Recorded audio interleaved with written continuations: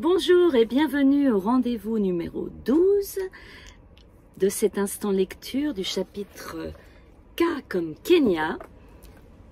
Et il est extrait de mon livre Quand s'élève une âme libre, paru aux éditions Maya en novembre dernier. Tout de suite, je vous invite à partager ce moment d'évasion, de voyage et d'exotisme.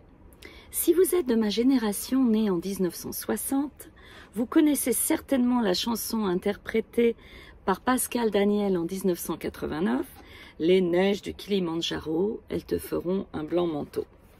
C'est exactement ce que j'ai ressenti quand j'ai vu le Kilimandjaro avec son large sommet, enneigé en forme plate, trônant au-dessus des masses nuageuses. Je me suis sentie ensevelie d'un cocon de douceur.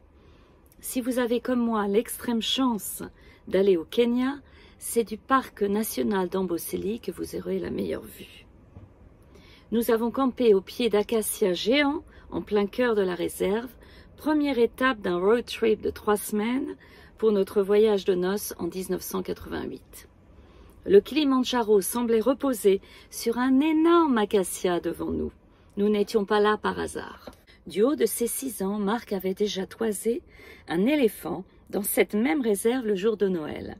Ses parents, Peter et Daphné, avaient décidé de quitter l'Angleterre pour tenter l'aventure au Kenya. Ils avaient 3 enfants en bas âge à l'époque.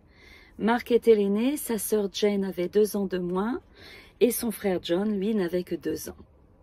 Cette aventure insolite avait retenu l'attention du journal local à Erris, où la famille Reeves avait fait la une à son départ. Elle arriva au Kenya en janvier 1962. Peter était professeur des écoles. Il avait trouvé un poste à Nairobi où il enseignerait à l'école Kahawa, dont les familles expatriées pouvaient être des civils comme des militaires. Ils avaient emménagé dans une maison typiquement africaine, un bungalow avec des tuiles rouges dans le quartier de Springfield à l'ouest de la ville. Les animaux peuplant le jardin étaient bien différents de leurs cousins anglais. Au bout du terrain qui descendait vers une rivière boueuse, des serpents aimaient se lever au soleil. Et il y avait une fourmilière où Marc et John s'amusèrent à mettre le feu une fois. Benjamin, le boy jardinier, vivait dans une dépendance à côté de ses employeurs. C'était ce qui se faisait avant l'indépendance, qui aurait lieu quelques années après.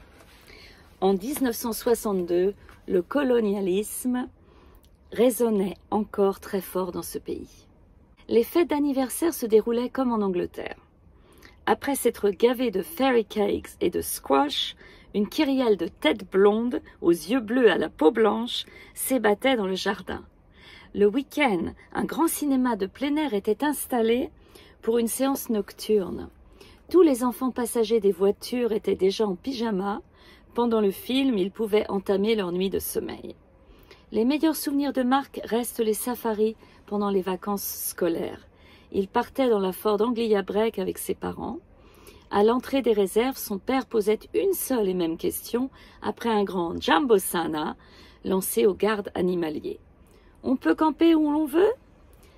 C'est un peu comique vu que les parcs animaliers s'étendent sur des centaines de kilomètres carrés. Oui, si vous allez là-bas, vous y trouverez George, l'éléphant. Si vous ne l'aguichez pas, vous ne courez aucun risque. Ah bon, il n'y a pas que des éléphants dans les réserves africaines. Il y a des lions, guépards, buffles, gazelles et girafes. À cette époque, la notion du danger pour une famille avec 3 enfants et une grande Canadienne plantée au gré de leurs envies était presque inexistante. Ce jour-là, la Ford Anglia s'engageait sur les pistes du parc de Tsavo où l'on peut observer la plus grosse concentration d'animaux sauvages du pays. La voiture n'était pas un 4x4, la famille était chahutée au moindre chaos. Après quelques kilomètres, ils plantèrent la tente où le ranger leur avait indiqué de s'installer. C'était pendant les vacances de Noël, mais avec l'équateur et le soleil au plus proche de la terre, c'était la saison sèche et il faisait 35 degrés. Un Noël singulier au moment du réveil des petits lutins Reeves, le nom de famille de mon mari. Les enfants eurent la surprise de voir un énorme compagnon de festivité à 2 pas de la tente. Georges, l'éléphant de 5 tonnes avec ses défenses de 2 mètres chacune, trônait à une hauteur de 3,50 m. Il avait les yeux rivés sur la famille et agitait ses oreilles gigantesques d'avant en arrière pour y déloger les insectes parasites. Heureusement, des petits oiseaux téméraires sautillaient sur son dos pour le débarrasser de ses malotrus. Le message était clair, vous me laissez en paix, je vous laisse tranquille. Quelques instants plus tard, il disparaissait dans la savane. Un autre Noël inoubliable fut passé sur la plage de Mombasa au sable blanc, immaculé à l'extrême est du pays. Marc ne comprenait pas comment le Père Noël avait pu venir d'aussi loin livrer ses cadeaux extraordinaires, sans cheminée, sans carottes pour les reines, ni de lait pour Santa. J'espère que vous avez aimé ce moment partagé au Kenya.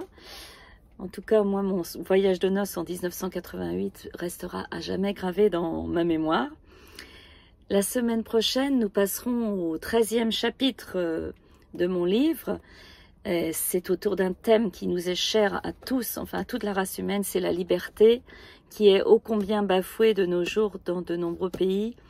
Et nous sommes vraiment privilégiés en France d'être dans un pays de liberté. Et vous allez voir qu'il y a beaucoup de personnes que j'admire parce qu'elles ont défendu cette liberté au prix de leur vie, au sacrifice de leur confort.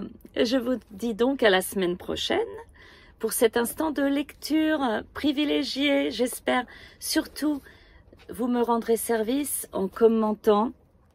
Je veux savoir ce que vous pensez de cet abécédaire sensoriel, de mon autobiographie. Et surtout que le 1er et 2 avril prochain, je serai au Salon du Livre et du Vin de Saumur, au Théâtre du Dôme. Et je vais devoir parler de mon livre. Et je pense que c'est vous, mes lecteurs, qui avez vraiment... Et évidemment, ce sont vous, mes lecteurs, qui comptez le plus. À très bientôt. Bonne journée.